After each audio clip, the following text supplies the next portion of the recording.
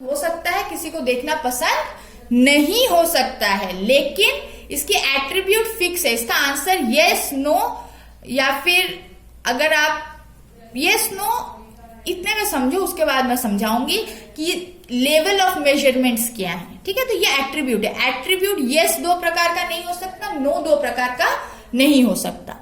तो वेरिएबल क्या है? जो वैरी करता है, जिसका एक टर्म है लेकिन उसके उत्तर एक से अधिक हो सकते हैं। और ये जो उत्तर हैं, ये उत्तर ही क्या है? हमारा एट्रीब्यूट है। अब हम पढ़ेंगे लेवल ऑफ मेजरमेंट। ठीक है, लेवल ऑफ मेजरमेंट समझने के लिए आपको सबसे पहले जो है इस बात का ध्यान रखना पड़ेगा कि आपने क्या डायमेंशन चुना है।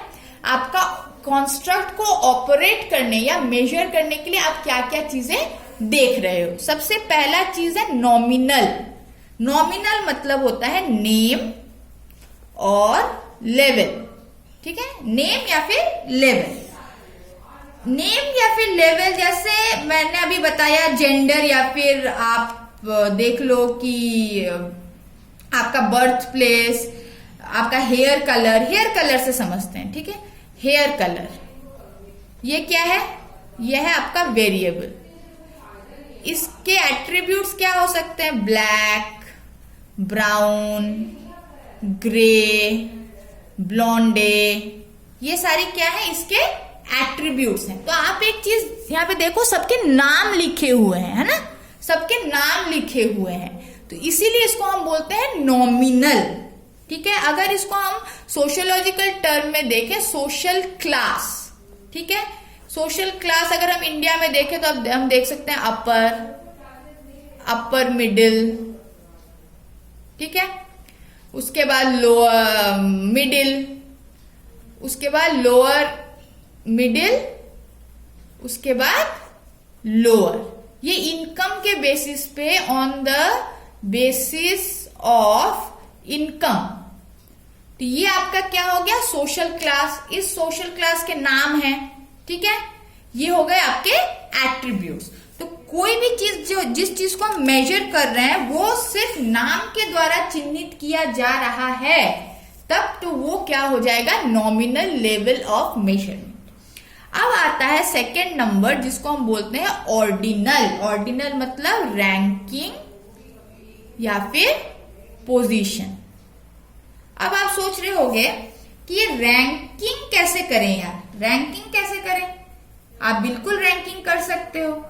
जैसे आप रैंकिंग कैसे कर सकते हो? आप रैंक कैसे करते हो कि क्लास 1 में जो है इतने सारे बच्चे जो है वो फर्स्ट आए, सेकेंड आए, थर्ड आए, फोर्थ आए। तो ये जो आए फर्स्ट, सेकेंड, थर्ड, फोर्थ, इसके पीछे क्या है? रैंक है ना? उस फर्स्ट आप किसको बोल रहे हो? जिसने 90 लाया। सेकेंड आप किसको बोल रहे हो? जिसने 88 लाया। थर्ड आप किसको बोल रहे हो? जिसने 87 लाया। फोर्थ आप किसको बोल रहे हो? जिसने मान लो 72 लाया।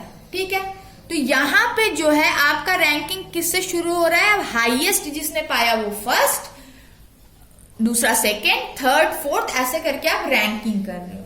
सोशल क्लास में भी अगर हम एग्जाम्पल लेते हैं, सोशल क्लास का अगर हम एग्जाम्पल ले रहे हैं, तो हम क्या कर सकते हैं? ऑन बेसिस ऑफ इनकम अगर हम देख रहे हैं, तो ये जो चीजें आपको बताई, ठीक है, इसको आप नॉमिनल से ऑर्डिनल करना है, तो आप क्या बोलोगे? अपर। ठीक है, upper middle, middle, lower middle और लोअर।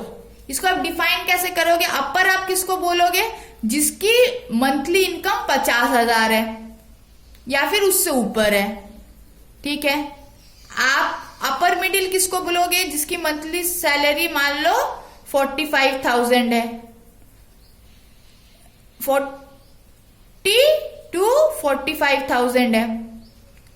आप मिडिल क्लास किसको बोलोगे? जिसकी सैलरी जो है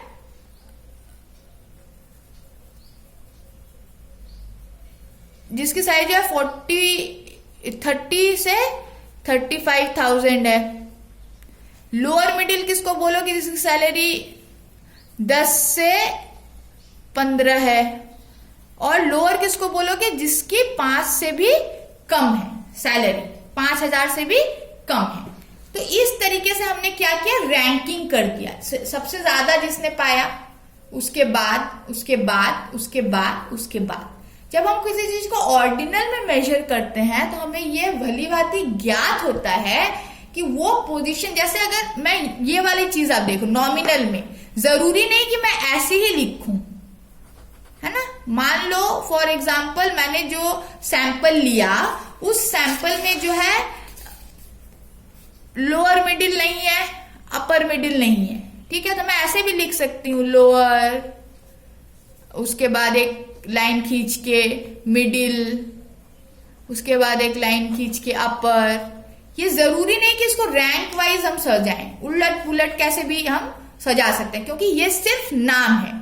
लेकिन जब हम उसको रैंकिंग, उसके इनकम के हिसाब से रैंक देंगे, तब जाके जो है हमें ऐसे ही सजाना पड़ेगा कि सबसे ज्यादा, फिर उससे कम, फिर उससे कम, फिर उससे कम, फिर उससे कम, फिर एकदम कम वाला। तो ये हो गया ऑर्डिनल। अब दो चीजों में बहुत ज्यादा कंफ्यूजन होती है, एक होता है इंटरवल और दूसरा होता है रेशियो, ठीक है। अब इंटरवल मतलब जिसमें सेम गैपिंग हो, है ना, लॉजिकल डिस्टेंस हो, लॉजिकल डिस्टेंस हो एट्रीब्यूट्स के बीच में।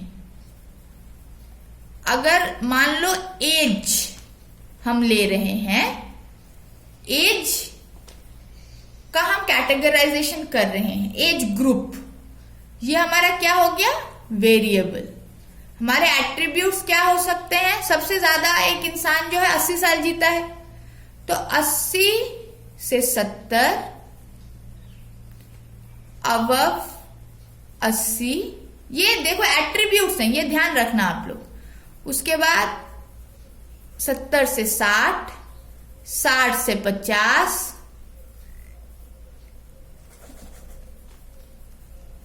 ये ऐसे लिखते हैं, अबव 80, फिर 70 से 80, फिर 60 से 70, फिर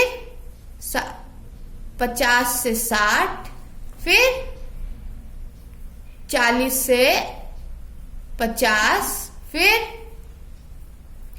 ऐसे करते करते एकदम जीरो किसी की एज नहीं होती ना, होती है क्या, जीरो किसी की एज होती है क्या? वो बच्चा पैदा होते एक दिन का तो होगा, तभी तो उसको काउंट करेंगे। तो इंटरवल मतलब जब लॉजिकल डिस्टेंस हो, ठीक है, लेकिन उसमें कोई जीरो नहीं हो, मतलब इनवैलिड नहीं। जैसे मैं इसको कंप्लीट कर देती हूं फिर आप समझ पाओगे। उसके बाद 40 से 30, 30 से 20, 20 से 10, 10 से बिलो 10, 10 के नीचे वाले, ठीक है। 10 के नीचे वाला व्यक्ति सबसे छोटा जो होगा, स्मॉलेस्ट, वो क्या होगा, एक दिन का तो होगा ही होगा, अगर वो उसी दिन पैदा हुआ है तो यहाँ पे जीरो बोल के नो जीरो, यहाँ पे जीरो नहीं है।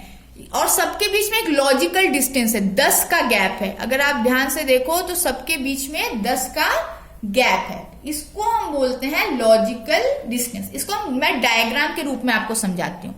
मान लो एक लाइन है, ठीक है, इस लाइन में आपको 10 व्यक्तियों को बिठाना है, ठीक है। आपने ये नॉमिनल का एग्जाम्पल लो, पहले अच्छे से समझना, नॉमिनल का एग्जाम्पल लो। 10 व्यक्तियों को बैठाना है तो आपने किसी भी तरह बैठा दिया, A, C, D, K, F, G, H, O, P, ठीक है, ये व्यक्तियों के नाम है। उसके हिसाब से आपने बोला जाओ भाई बैठ जाओ, तो ये क्या हो गया, नॉमिनल। अब हम आएंगे ऑर्डिनल में। अगर आपने एज वाइज डिस्ट्रीब्यूशन करके बिठाया, जैसे सबसे बड़ा व्यक्ति क्या है, ए है, उसके बाद मान लीजिए डी है, उसके बाद मान लीजिए के है, उसके बाद मान लीजिए जी है, उसके बाद मान लीजिए ओ है, पी है, एच है। ऐसे करके आपने किसके अकॉर्डिंगली बैठाया, हाईएस्ट एज टू लोएस्ट। तो यहां आपने कर दी रैंकिंग। अब इसी चीज को हम इंटरवल में लाएंगे, ठीक है। अब इंटरवल में आपने क्या किया कि हर व्यक्ति को 10 मीटर डिस्टेंस पे बिठाया, ठीक है। ए, सी, डी, के, एफ, जी, एच, ओ, पी, हर व्यक्ति को जो है इक्वल डिस्टेंस के हिसाब से बिठाया। 10 मीटर डिस्टेंस सबको। मान लो ये 100 मीटर का पूरा ट्रैक था, उसमें आपने 10 व्यक्तियों को बैठाया 10 मीटर के अंतर पे। तो ये हो गया इंटरवल। यहाँ पे क्या हम देख रहे हैं, यहाँ पे हम देख रहे हैं लॉजिकल डिस्टेंस। क्यों आपने 10 मीटर दूरी ली, क्योंकि 100 मीटर पूरी दूरी थी। आप इसका लॉजिकल आंसर दे सकते हो। तो इस तरीके से ये हो गया नॉमिनल, ऑर्डिनल और इंटरवल, ठीक है। अब अगर मान लो आपको बोला जाता है रेशियो मेजर, और इंटरवल में बहुत बार लोग कंफ्यूज हो जाते हैं। इसको कंफ्यूज नहीं होने के लिए सबसे आसान तरीका है, आपको याद रखना है ट्रू जीरो पॉइंट। इसमें जीरो होता है और इंटरवल में नो जीरो, इसमें कभी भी जीरो नहीं हो सकता। जैसे वेट, अगर कोई बंदा है तो उसका वेट होगा ही होगा, भले 10 ग्राम हो चाहे 10 केजी हो, हम जीरो नहीं बोल सकते हैं, ठीक है, ठीक है। तो उसी प्रकार से जो रेशियो चीज है उसमें 0 पॉइंट होता है। इसका एग्जाम्पल हम कैसे ले सकते हैं,